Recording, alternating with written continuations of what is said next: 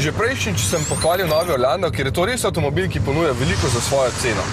Tokratni je le malenko slabše opremljen in ima 1,8 litrski bencinski motor, zato se bom osredotočil na bistvo. Za približno 18 500 evrov boste dobili prostoren in uporaben avtomobil, ki je za marsikoga tudi privlačen na izgled. Kockasta oblika je trendovska, pa še iz avtomobila se tako bolje vidi. Brez zadnjih sedežev, ki sta uporabna le za najmanjše, bi bil prtljažnik dosti večji in bolj uporaben, voznik pa zelo dobro sedi in si odlično nastavi volan. Podvoz je na slabih cestah zelo glasno in z velikimi gumami pretrdo. Sama vodljivost avtomobila pa je za družinsko namembnost čisto dobra. To pač ni športnik, kar bo hitro pokazal tudi motor. Čeprav ima 104 kW, ga morate res močno gnati, da se bo spodobno hitro peljal.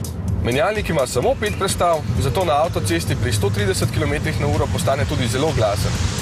Žal pa še požrešen. Na testu je zmerno vožnjo porabil slabih 9 litrov, s kombinacijo mestne vožnje pa okoli 10. To ni malo, zato ta motor izberite le, če na leto prevozite manj kot 20 000 km.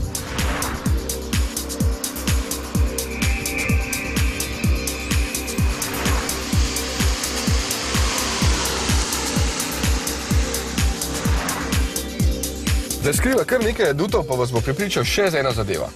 Tole izgleda kot čisto običajni radijski sprejemnik in večina tatov bi mislila isto, dokler ne bo videla tega. Znotraj se namreč skriva še en zelo uporaben in velik predal, pa še tule je USB. Kdo bi si mislil, ne?